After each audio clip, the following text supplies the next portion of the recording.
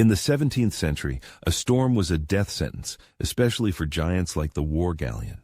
Yet in the same storm, a handful of outcasts in a mere wooden shell were not just surviving.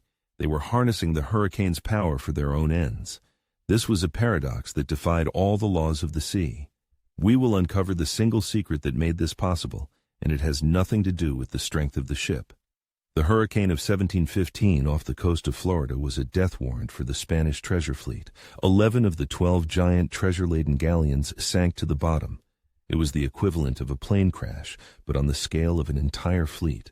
Their enemy wasn't just bad weather. It was waves the height of a 3-story building and wind that could tear the skin from your face. A wall of water that left no chance of survival. In scientific terms, a Category 1 hurricane has winds reaching 95 miles per hour, the speed of a race car. And in 1933, the USS Ramapo, a U.S. Navy tanker, recorded a wave 111 feet high, the height of an 11-story building. This is what they faced. This brings us to the fundamental contradiction. The best engineers of the era were building ships that became death traps.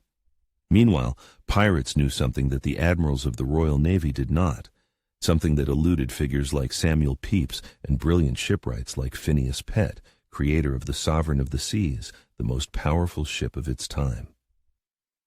To grasp the genius of their solution, we must first understand the dead end everyone else was sailing into, a trap built from Admiralty pride and oak planks as thick as a man's arm. They were building an impregnable fortress, not realizing there are no walls to hide behind in the open ocean. Consider the flagship of the era, the Sovereign of the Seas. Its name meant ruler of the seas. Its hull was made of a double layer of oak up to 2 feet thick, armed with over 100 bronze cannons, and crewed by more than 800 men. This wasn't just a ship. It was a floating city fortress, a symbol of an empire's unbreakable might. Its primary purpose was to endure a cannon battle, to take the hit of an enemy cannonball. Its strategy in a storm was the same. Head into the waves, hold the course at any cost. This was like building a skyscraper in an earthquake zone without a flexible foundation. All its colossal strength and mass turned against it when the water beneath began to heave. It was the mighty oak that doesn't bend, but breaks in a hurricane. When a giant wave slammed its side, the deafening crack of timber would drown out the roar of the storm. Masts snapped like matchsticks under the weight of soaked sails. But the true point of failure was often unexpected. It wasn't the hull that gave way first, but the rudder. Massive waves would tear it from its hinges, and the multi-ton giant would instantly become an uncontrollable log. Or the hull would begin to breathe, flexing under the impacts until the caulking between the planks popped out, opening hundreds of small leaks that could turn the hold into a swimming pool in minutes.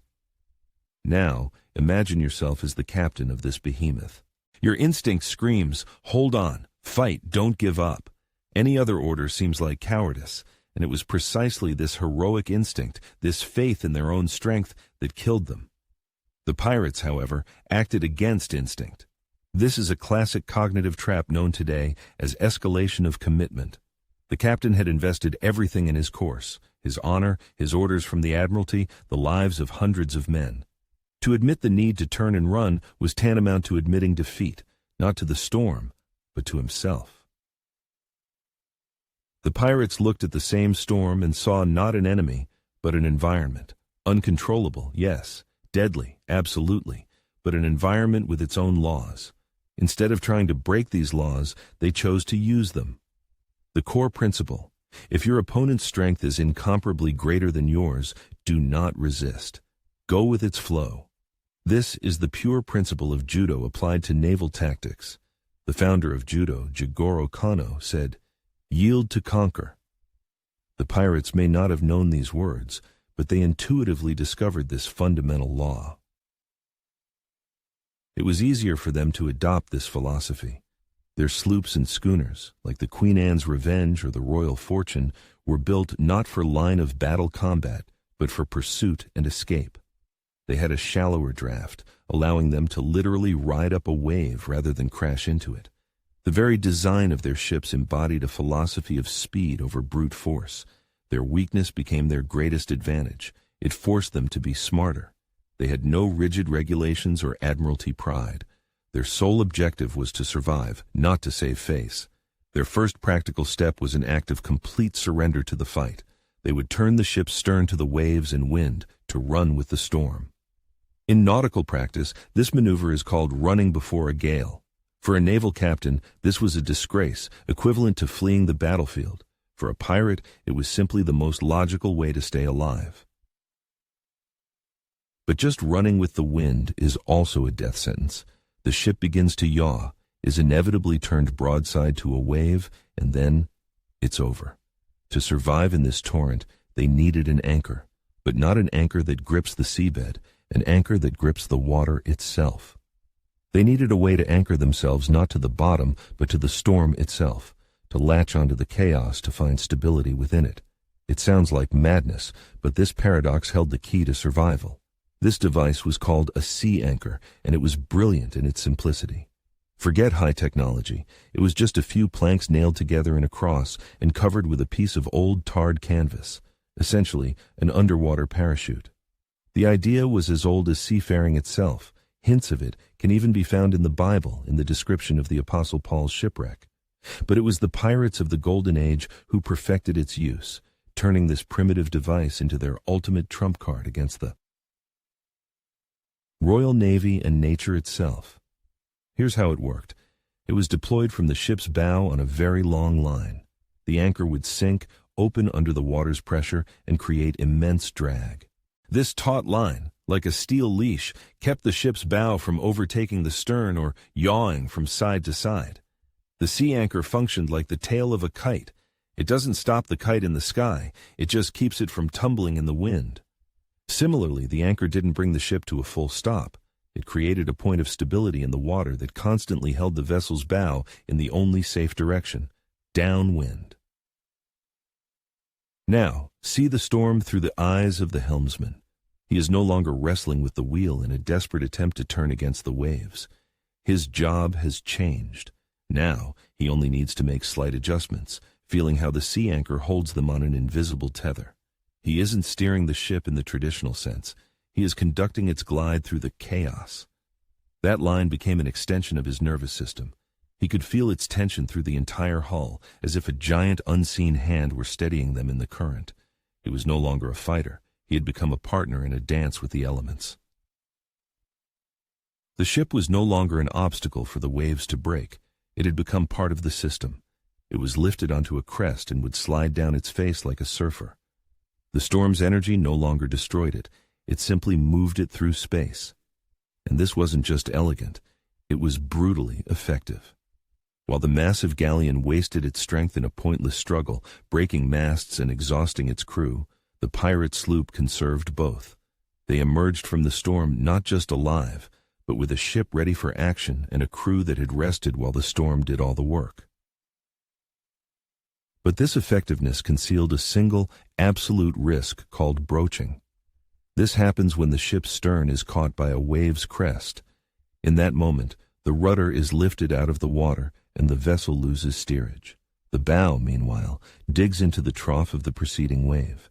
The ship becomes a lever that the next wave easily turns sideways and capsizes. It's the fastest and surest way to die in a storm. The sea anchor prevented the bow from being overtaken, thus averting this fatal scenario. The warship's strategy was that of a boxer trying to block a sledgehammer. The result was predictable. The pirate's strategy was that of an Aikido master who doesn't meet force with force. He moves off the line of attack, captures the energy of the blow, and redirects it.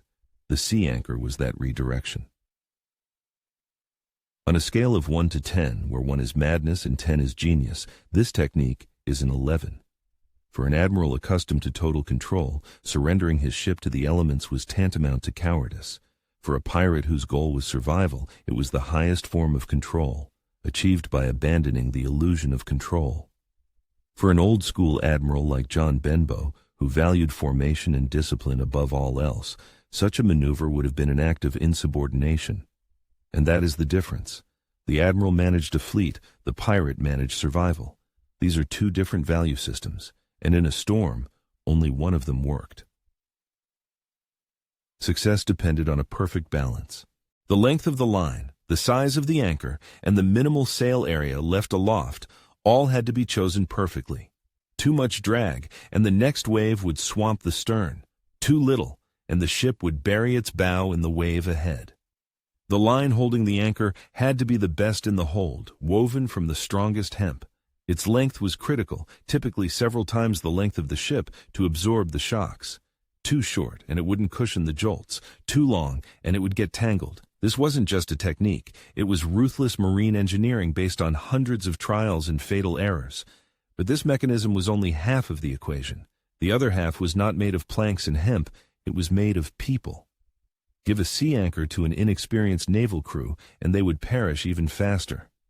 The secret was not in the tool, but in the organism that wielded it.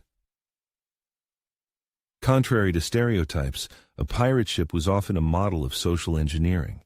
Unlike the Royal Navy with its iron-fisted discipline and the vast gulf between officers and sailors, many pirate ships were floating democracies. The captain was elected by vote. The plunder was divided equally. This created a level of cohesion unattainable in a hierarchy built on fear. They survived not because they feared orders, but because each man held personal responsibility for his shipmate's life. In a storm, this bond turned them into a single organism. The lookout on the mast, blinded by spray, would scream a warning about an approaching rogue wave. The helmsman, who couldn't see the wave but trusted the lookout's voice completely, would already be preparing the wheel. The crew below, in a split second, would douse the last scrap of sail to reduce speed. All of this happened amid the deafening roar of the storm, without a single wasted word and with no room for error. Their teamwork resembled not a ship's crew, but a Formula One pit crew. Everyone knew their role without an order. Their movements were honed to instinct. But the price of a mistake wasn't a lost race. It was instant death for everyone. One tangled line, one wrong turn of the wheel, one moment of panic, and the ship, with all aboard, would disappear forever. Add to this the freezing water, the bone-jarring motion, and an exhaustion so profound it blurred the line with reality. Hands were worn raw on icy wet ropes. Their composure was not an absence of fear. It was the ability to operate at the absolute limit when the body had already given up, but the will had not. From this extreme state, a universal survival protocol emerges. 4 steps we can take with us from the 17th century. First, map the storm. Acknowledge the true power of the force you are facing without illusions. Second, the pirate's turn. Stop beating your head against the wall. Start moving with the current, not against it. Third, anchor in the chaos. Find your point of stability not outside the system, but within it, a stabilizer to hold you in the flow. And fourth, dance with the wave. Give up the illusion of total control to gain real influence. Conduct, don't fight. This algorithm works far beyond the ocean. It applies to business, personal crises, and creativity. Imagine a startup founder during a market crash. The warship strategy is to burn through the last of the investor's cash, trying to maintain an old, broken business model. The pirate strategy is to acknowledge the new reality, instantly pivot the company toward the market's changing needs, and use their small, agile team as the sea anchor that stabilizes their course in the chaos. Sometimes, to win, you simply have to stop fighting. And this brings us to the central question of our investigation. What really saved them? A simple device of wood and canvas, or a revolutionary mindset that the philosopher Nassim Taleb would today call anti-fragility, the ability to grow stronger from chaos? Write a single word in the comments. Device, if you believe technology was the key, or mindset, if you think their way of thinking was what mattered most. Let's see which camp wins.